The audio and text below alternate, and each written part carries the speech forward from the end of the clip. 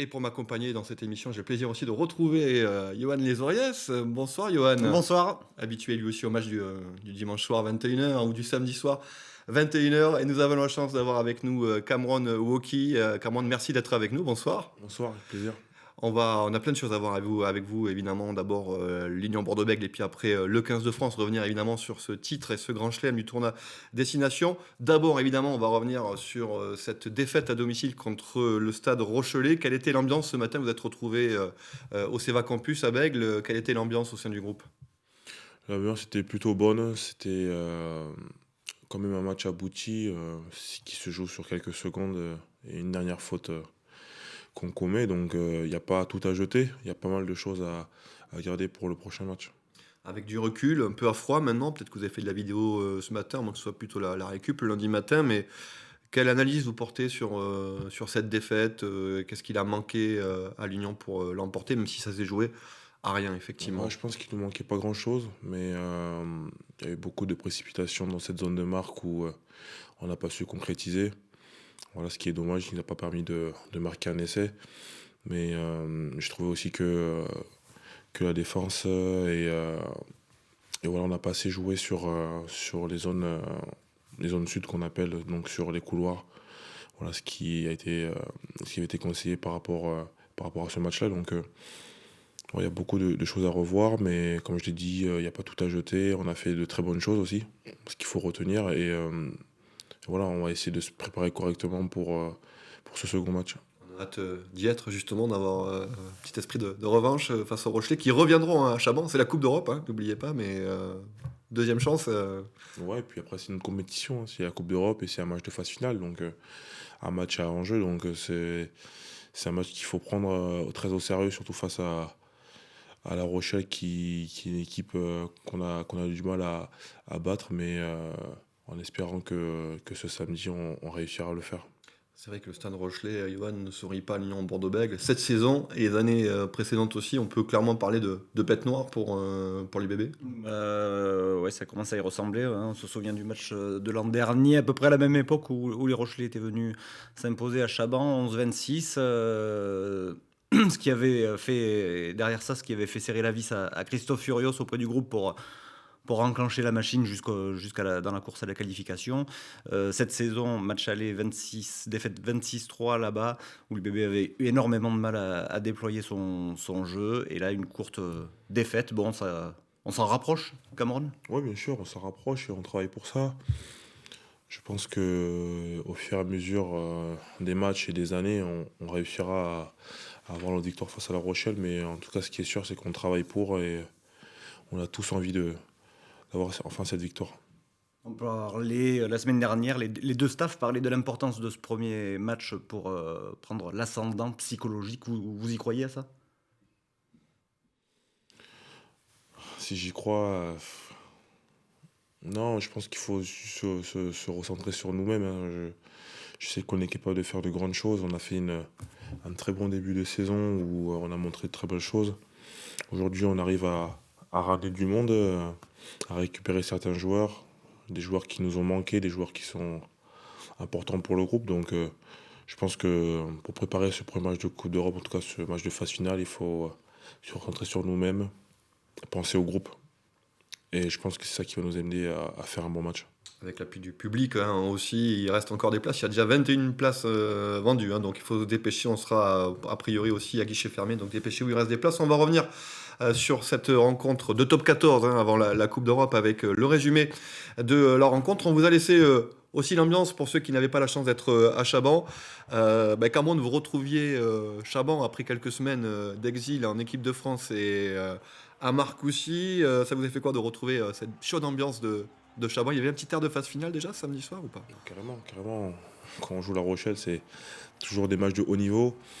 Et forcément, retrouver Chaban à guichet fermé pour un match de gala comme ça, c'est toujours plaisant. Et voilà, l'ambiance est toujours au rendez-vous. Et voilà, j'aimerais surtout remercier les supporters qui viennent nombreux pour nous soutenir. Et voilà, malgré la défaite de ce week-end, je sais qu'ils seront nombreux pour ce match de Coupe d'Europe. poussez avec votre équipe. Johan, on va voir le début de match plutôt à l'avantage de l'Union Bordeaux-Bègles avec la volonté de prendre des points tout de suite. Première pénalité, on est à plus de 50 mètres. C'est pour Max Lucu qui est bien placé aussi. Donc on voit bien Johan qui a la volonté aussi régulièrement pour l'Union de prendre le score tout de suite. Puis ça tapait très fort dès le début de match. Cameroun pour en témoigner. Et l'UBB qui a tenu à scorer dès que l'occasion s'en présentait avec Maxime Lucu. Voilà, qui va s'illustrer à plusieurs reprises. On va voir la nouvelle pénalité en faveur de Maxime. Elle est un peu plus proche Saint-La. C'est vrai, comme le disait Johan, ça tapait tout de suite. Vous étiez tout de suite plongé dans le bain là. Ouais, ça nous a pas mal secoué, mais je pense que c'est cette intensité-là qui nous a permis de récolter des pénalités et qui nous a mis de suite dans le match. Je pense que si ça avait été un match assez mou, je pense qu'on n'aurait pas été dedans. Donc je pense que l'intensité est montée de suite dès la première minute et ce qui nous a permis de faire une bonne première mi-temps. 6-0 au quart d'heure de jeu. Et puis on va voir que sur une des premières actions finalement du stade Rochelais, et Johan, on va voir finalement le réalisme et l'efficacité des Rochelais qui arrivent à fixer devant aussi, qui ont fait mal surtout devant. On va en reparler avec Armand, mais on a senti tout de suite que devant les Rochelais étaient un petit peu au-dessus. Oui, ça s'est passé devant quoi. Ils se sont vraiment mis dans le match devant les Rochelais en insistant là. Voilà, c'est des séries de pick and go proche de la ligne avec Skelton, la puissance des Skelton, des Antonio. Et après, ça va écarter pour le premier essai. Oui, c'est finalement l'une des premières actions, je pense, du stade Rochelais. On est à la 20e minute. C'est vrai, Cameroun, que devant, ils vous ont fait mal dans l'axe. On voit encore la puissance d'Antonio. Et voilà, il faut être à 3 pour l'arrêter. Il avait eu du mal. C'est des joueurs denses, mais oui, ils ont dominé dans quelques secteurs, que ce soit dans les malls ou dans le jeu en axe, mais je pense qu'on a aussi répondu présent sur certaines zones de jeu et aussi physiquement nous devant. Donc ça a été un bon combat, un combat qu'ils ont gagné parce qu'ils ont réussi à gagner le match, mais je pense qu'aussi on a rivalisé, que ce soit en touche ou en mêlée. 18e minute de jeu, 6-5 et 10 minutes plus tard, Maxime Lucu mettra une nouvelle pénalité. Ça fait 9-5, mais voilà qu'à la demi-heure de jeu, Raymond Roule va sur ce côté fermé. C'est bien joué de la part de Carvalho qui arrive à renverser le jeu pour jouer sur le fermé et qui va permettre donc à La Rochelle de mener 10-9. Il n'y a pas de transformation au pied de la part de Yaya West. Et puis on voit quand même effectivement Cameroun que sur les extérieurs, il y avait peut-être quelques possibilités. C'est le regret, alors que c'était la stratégie, vous le disiez dès le départ, d'aller jouer large. Vous avez le regret de ne pas être allé assez vite, peut-être vers l'extérieur. Quand on voit Ben Lam là, qui arrive à trouver des solutions. Oui, je pense qu'on a réussi à le faire, mais on n'a pas fait assez. Je pense que si on l'avait fait assez, on aurait pu franchir davantage. Mais on voit qu'en tout cas, les stratégies qu'on peut mettre en place à l'entraînement de la semaine, c'est des choses qui fonctionnent. Donc il faut rester là-dessus, suivre le plan de jeu et insister là-dessus.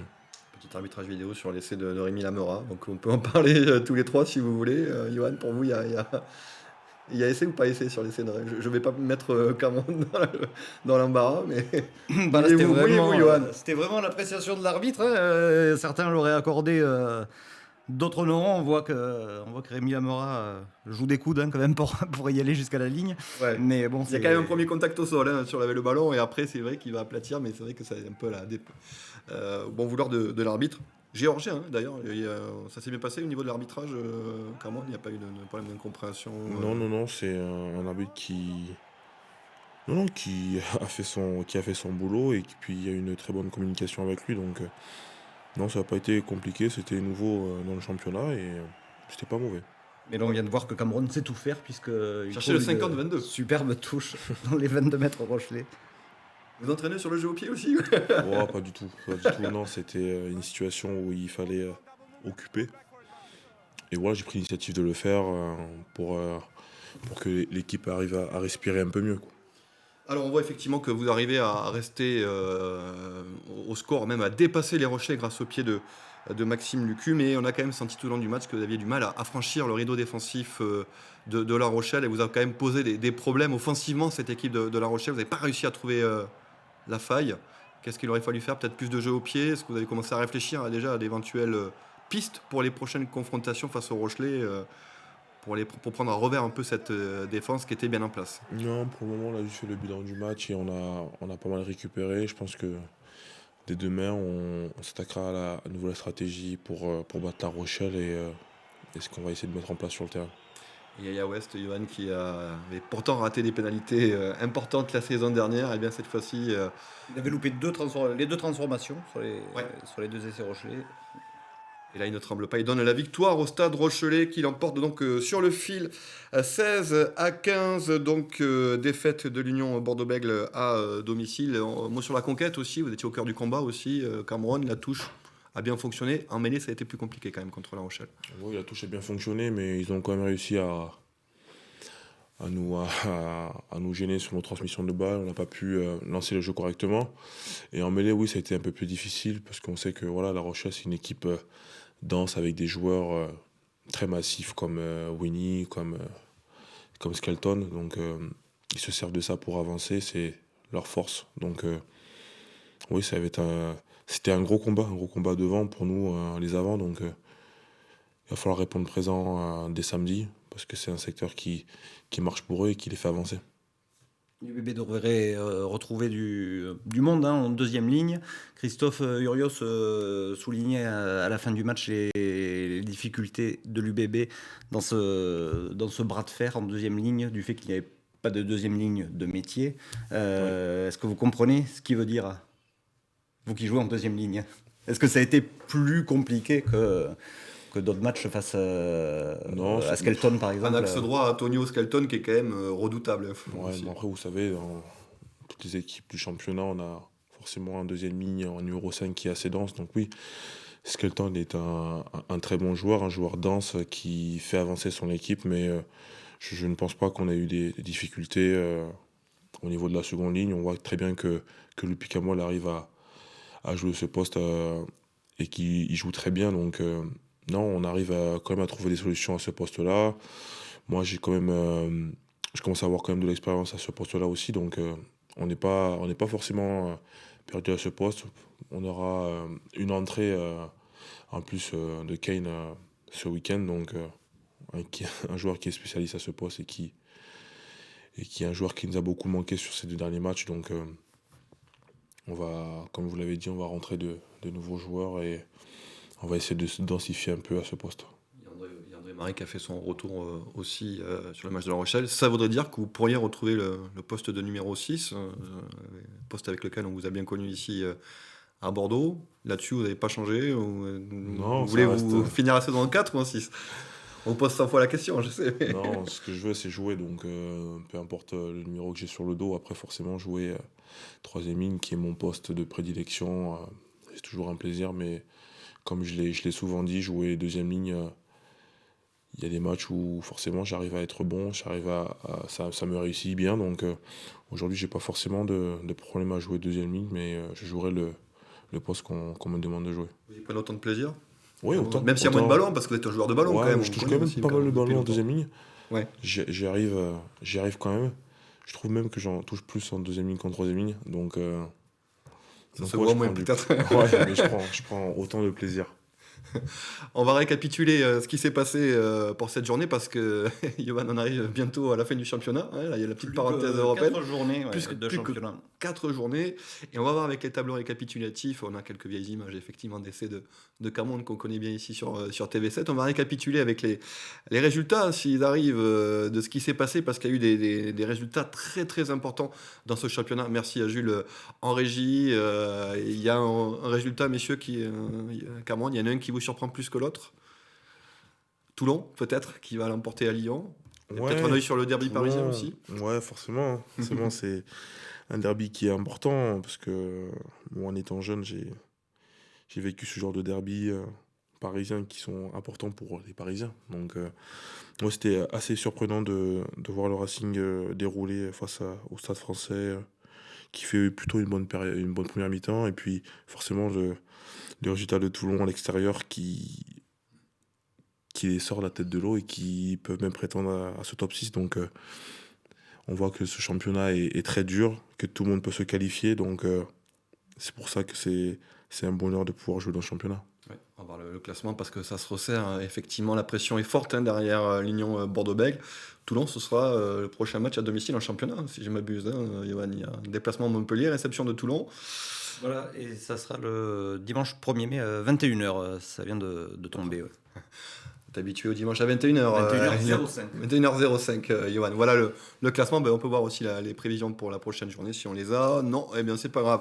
On va terminer cette première partie. Voilà, mais si les prévisions, ça c'est pour le championnat, le top 14, hein, parce que vous l'avez compris, il y a une quinzaine européenne qui arrive. On a peut-être même l'affiche de ce match de Coupe d'Europe. C'est ce samedi. Après, il y aura le match retour. Voilà, magnifique, le samedi. Change d'horaire, vous voyez, Johan, pour une fois, c'est bien. À Chaban, le retour. C'est bien aussi, hein, Cameron, de jouer Cool, ouais. l'après-midi. Il y aura du monde aussi. Déjà plus de 21 000 billets vendus, donc une belle affluence qui arrive. Et puis l'autre info club, c'est pour vous signaler que demain, mardi, entraînement délocalisé du côté de Lormont. Il y a plus de 1000 spectateurs qui sont attendus. Une Bordeaux-Bègles qui sera donc à Lormont demain, mardi, de 14h à 15h30. On fait une petite pause dans Top Rugby. On se retrouve tout de suite en direct.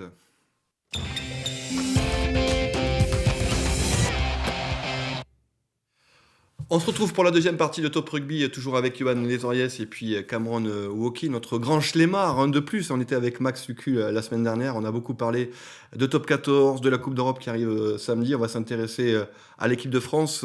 Cameron, on est obligé de revenir avec vous sur ce tournoi destination, ce grand chelem. 15 jours après, il est toujours dans la tête ou on est complètement passé à autre chose? Non, il est toujours en tête parce que c'est des émotions fortes et c'est des choses que j'ai pu partager avec des joueurs que je côtoie, comme Max, comme Yoram, et des joueurs que j'affronte, comme ce week-end Winnie, Jonathan, Greg. Mais en arrivant en club il y a 2 semaines, j'ai de suite basculé sur le championnat, sur le club, parce que j'avais surtout hâte de jouer avec l'UBB et forcément je me suis vite replongé sur le championnat parce que c'est un de mes objectifs aussi. Au-delà d'un titre prestigieux, le tournoi destination, qu'est-ce que ça vous a apporté de remporter ce tournoi en tant que joueur, en tant qu'homme, peut-être pour votre retour en club sur cette fin de saison avec l'UBB? Mais en tant qu'homme, c'est mon premier titre, donc, et un titre assez prestigieux, comme tu le dis. Et non, à mon retour en club, j'ai été super bien accueilli et ça ne m'a pas forcément changé. Je reste le même joueur. J'ai pas plus de responsabilités qu'avant le tournoi, donc ce qui me va très bien. Je préfère rester le même. Donc non, ce style m'a donné beaucoup de confiance, en tout cas dans mon jeu, dans mon attitude de l'entraînement. Aujourd'hui, je peux plus me permettre d'être le joueur que j'étais avant le tournoi, donc je dois forcément donner l'exemple. Donc ça m'a changé quand même. Avec aussi un impact auprès du grand public. Vous le sentez encore aujourd'hui? On vous a vu la semaine dernière avec Max au Stade Français enchaîner les selfies. On vous arrête dans la rue encore? On vous fait... Ouais, on s'est souvent arrêté, mais au Stade Français, c'était les supporters c'était bordelais. surprenant. Ouais, c'était surprenant parce que ce soit des deux côtés, on a eu énormément de supporters bordelais qui ont fait le déplacement. Je tiens à le souligner. Et puis, de deux côtés, on a été applaudis, donc c'était agréable. Côté terrain, quel souvenir? Est-ce qu'il y a un match? Quel souvenir vous revient en premier? Alors, évidemment, j'imagine la fin du match contre l'Angleterre, mais est-ce qu'il y a un moment plus particulier que vous retenez dans ce tournoi? Je pense que le match en Écosse a été le match, en tout cas pour moi, qui m'a marqué le plus. Parce que c'était un match qui était assez difficile à jouer. On savait qu'il y a 2 ans, on était parti d'Écosse. On était rentré en France avec un carton rouge, un carton jaune et une défaite. Donc on savait qu'on était assez attendu là-bas.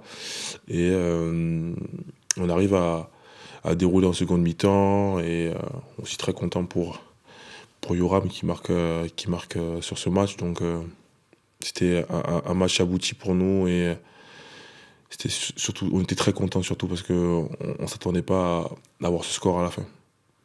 Après ce très beau parcours et ce titre, la Coupe du Monde 2023 se profile. Après ce grand chelem, beaucoup annoncent la France comme favorite. C'est une pression supplémentaire, ce titre, et le fait d'avoir la Coupe du Monde qui se déroule à la maison. Je suis pas sûr qu'on ait ce statut de favori. On a ce statut de champion d'Europe.